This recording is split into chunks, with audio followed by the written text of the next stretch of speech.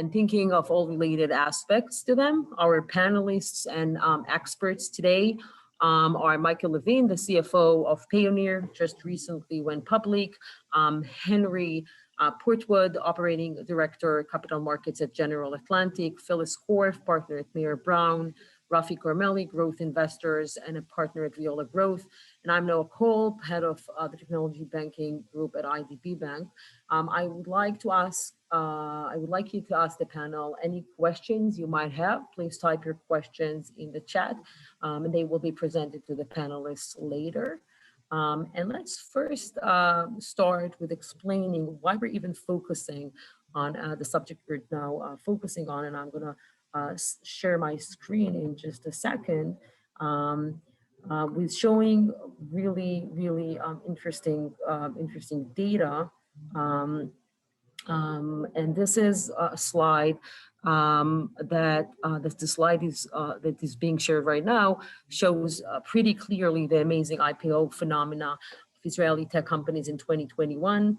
Here in the right, 48 companies went public in the first half of 2021. This is not including the great month of July with a lot of IPOs as well.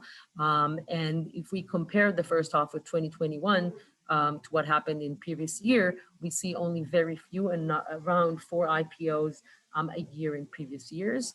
Let's take a look at the left side of the slide. The overall amount raised by tech companies through IPOs in the first half of 2021 is $8.5 billion. And this is much higher than ever before, more than 60 times the amount raised by IPOs in the first half of 2021.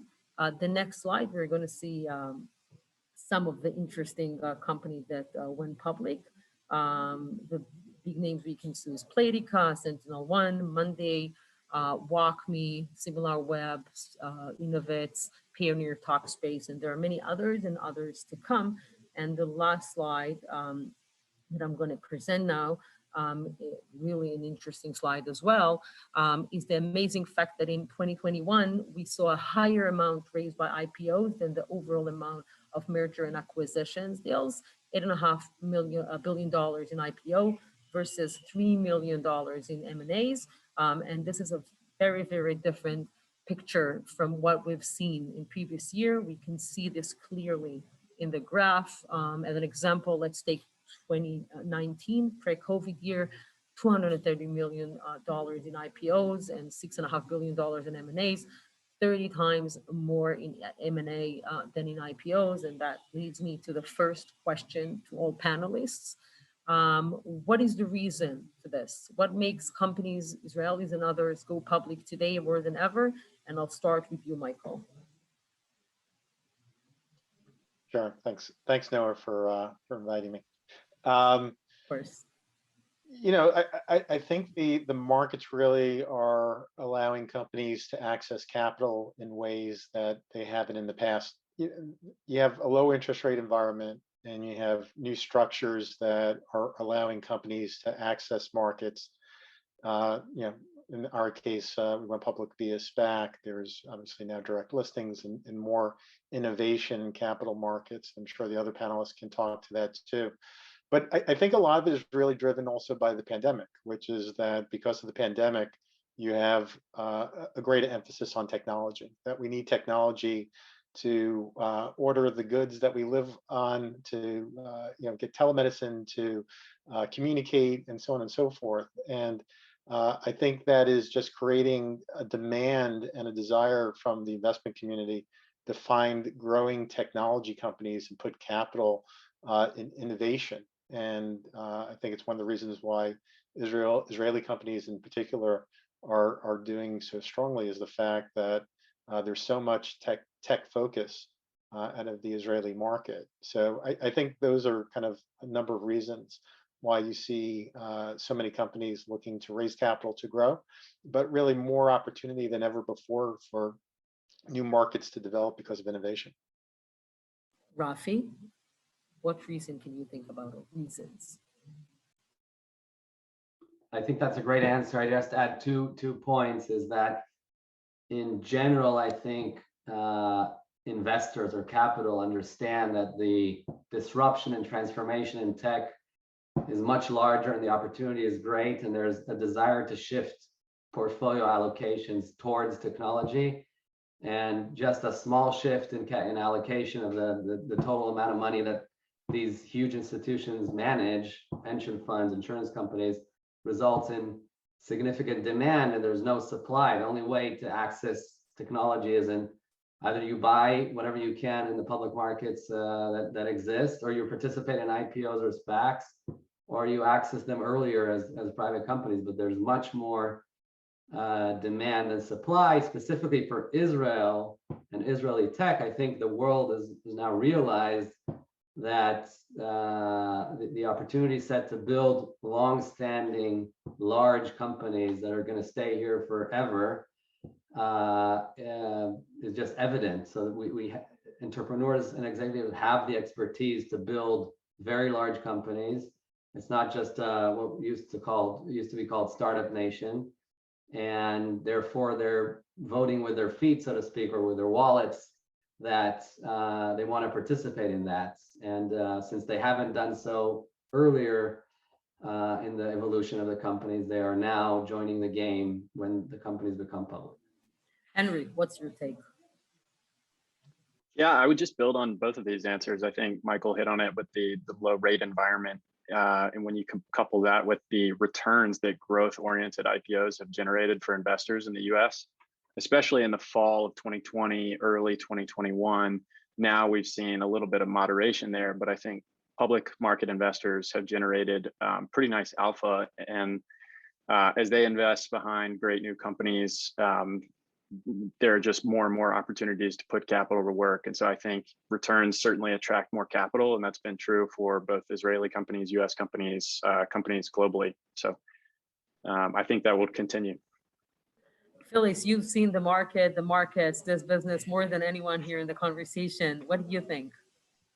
Look, I agree with everyone. I made some notes of the questions you asked, but all three of my co-panelists here have raised every point that I wrote down. So I think we're all seeing the same thing. There's an availability of capital here. There are not many places to get returns. People want to invest in the technology sector. There have been a lot of companies that have been waiting, that have been private, that have been mature, Payoneer, right, for for a while, and waiting for the right opportunity, and then seize the right opportunity.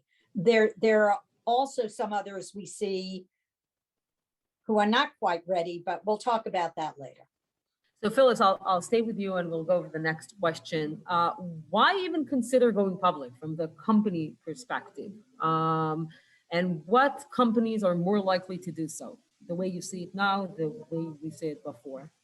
Yeah, well, I think it's sort of growing up, right? Being mature, becoming an adult. So now you have, entered the big boy, big girl world of public companies. You're accountable not only to your, 50 or 100 or 300 shareholders that you know well and have been with you for years, but now you have thousands of shareholders. There are a lot of different stakeholders in the company, but it allows you to get more visibility, more confidence from clients, from suppliers, from others, gives you a PR boost. And it just allows, and of course, the main thing is accessing capital more easily. Michael, why consider going IPO?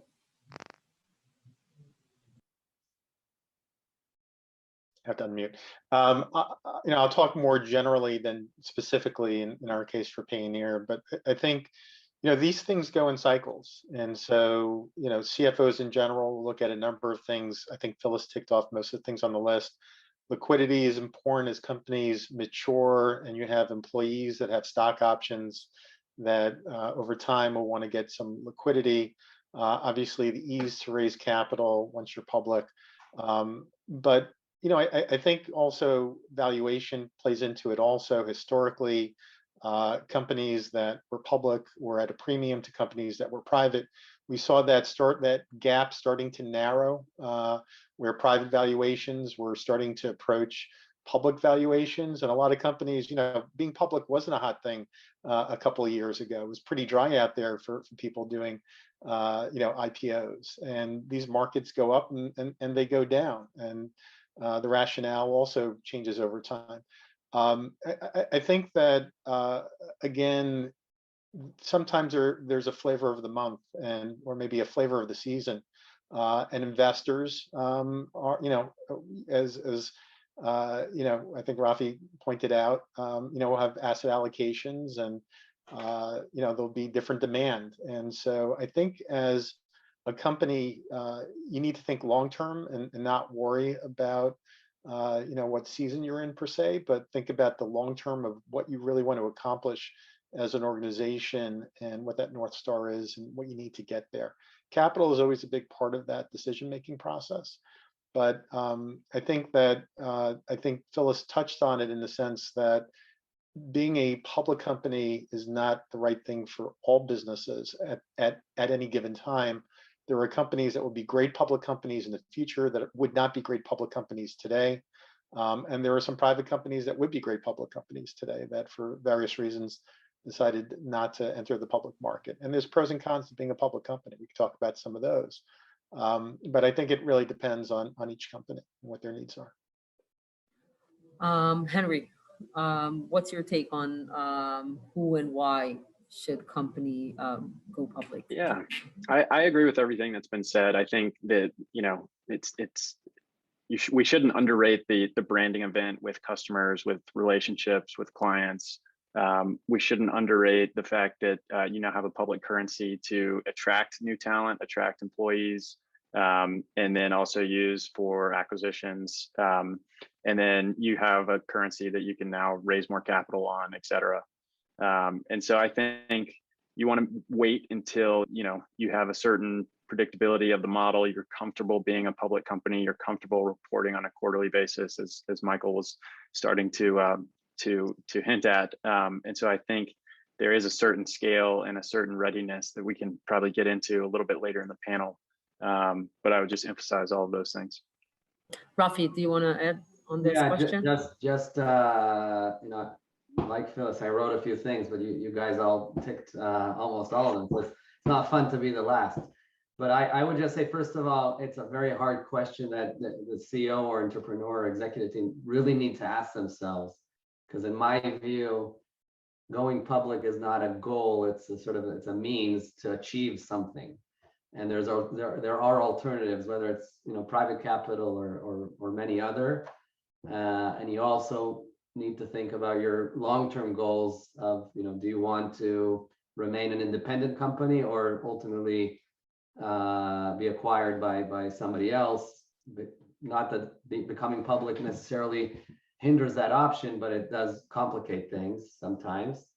The other thing I'd say is that if you're in a regulated industry, or you get credibility for being a public company because somebody regulates you, the SEC, in the case of the US, then it helps. So, it could be a fintech company that you get that layer of credibility of being a public company that sometimes help you just advance your business.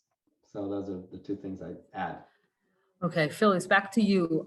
What does a fundamentally good business need to have to be successful as a public company? And in other words, or a different way to put this question, what things, legal or others, a team can prepare for 2-3 years in advance? Okay.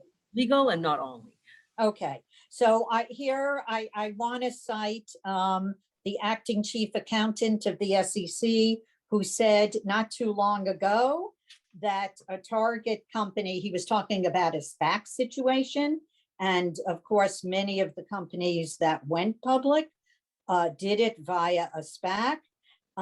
He said they've got to evaluate the status of various functions, including people, process, and technology that will need to be in place for filing, audit, tax, governance, and investor relations. You know, that's a short quote. He said more, but you know, that really is the essence of it. You have to make sure that you have the right people in place.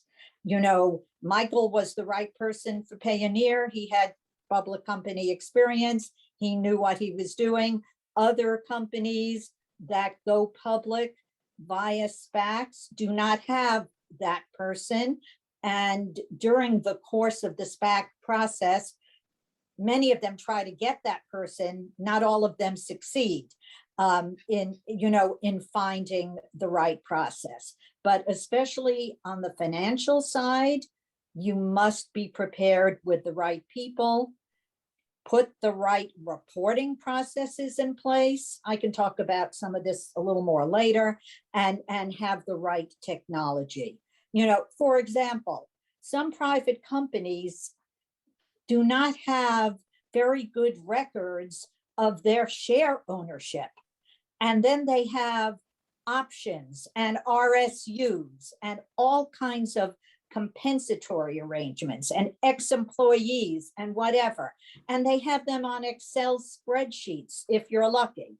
And so all of that, putting that in place, putting everything in place to be able to get that to a transfer agent in a way that the transfer agent can use it, just that little function takes enormous amount of work. So we can talk about this forever, but I'm sure no one wants to. So that's it for now. We really want to, but we don't have the time. So Michael, what would be the main financial tasks to start working on 2-3 years before going public? I know it's a big question and it's a small, we don't have a lot of time, but just to touch upon the important stuff. Yeah, and I would imagine a lot of people dialing in are actually people who are contemplating, you know, raising capital, and if going public is the right avenue to pursue. So what I can tell you is that in making that decision, you need to think about all the work that has to go in advance, not only to just go public. I mean, people think about, you know, quote unquote, the IPO or going public. It's being a public company, because if you make it to being public and then you don't have the legs to stand on after you're public, good luck. Good luck to you and good luck to your shareholders. So I think it's all about being very methodical and planning. And in fact, I joined my company Payoneer, 10 years ago, and I started my public readiness 10 years ago. So even though we weren't planning, we were a much smaller company. We were, still in sort of that startup mode. We always thought about what we wanted to be and started getting ready in terms of what we refer to as IPO readiness. And I think there's a long list. Obviously, it would take the full hour just to go through that list. But I think the important thing is to think like a public company. And even if you do not go public, it is a valuable exercise because you're setting best of class standards. And so whether you go public or not, preparing to be a public company is a worthwhile initiative for any private company, even if you don't go public, because you're really trying to raise the bar across your entire business.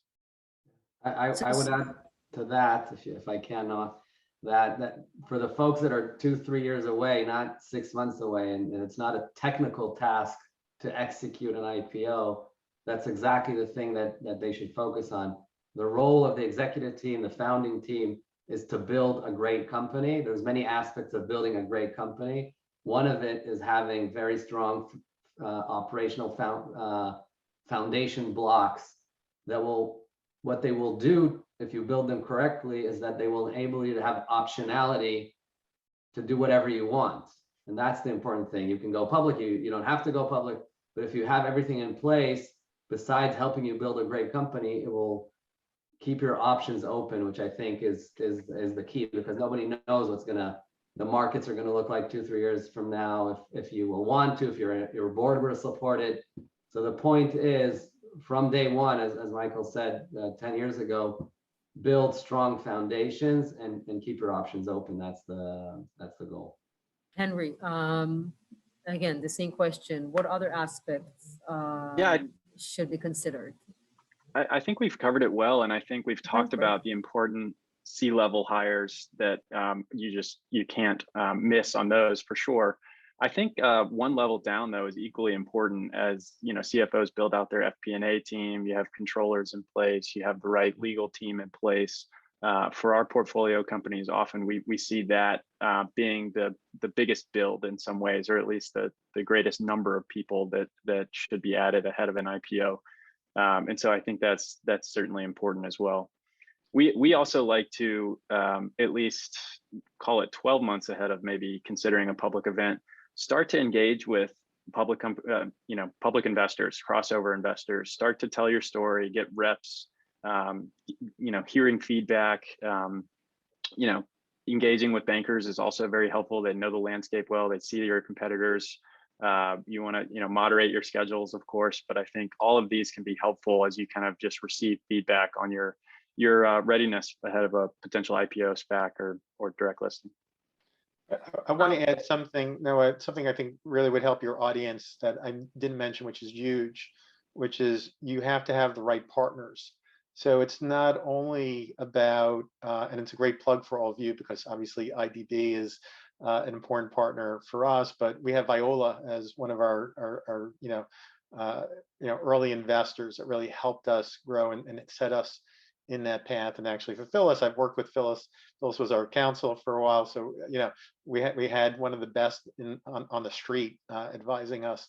And General Atlantic, obviously, I got to give a plug to everybody, is one of the best investors out there as well. So getting the right partners, both in terms of your auditors, your legal counsel, your investors, that will help you along that journey is so critical to success. Again, whether you go public or not, but getting the best of the best to help you. It's not about just what's inside, it's what you surround yourself with. So we're going to touch, even though it's a pretty complicated subject, we're going to touch upon the differences between SPACs and traditional IPOs and the reason to choose one over the other. Phyllis, let's start with you. SPAC, not SPAC, pros, cons. Yes, Yes, okay. no. And we will also post a link to just a few, I don't know, maybe 10 slides that we have on this subject in the chat, so anyone could look at it later. Okay, so I think you all know that, SPACs have been around for ages, but for much of that time were discredited, really. They were only used as a, as a last resort to save companies that were really failing. And now, of course, they have become as important, and some would say more important than IPOs.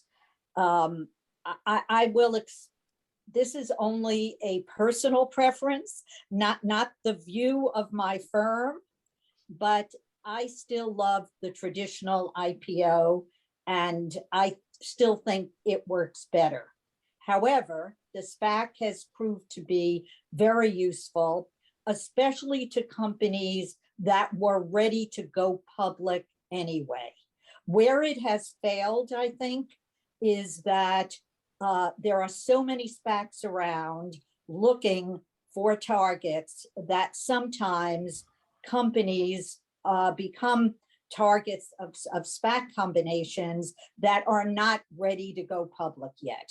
And that does not bode well in the aftermarket. Okay, so what are the differences?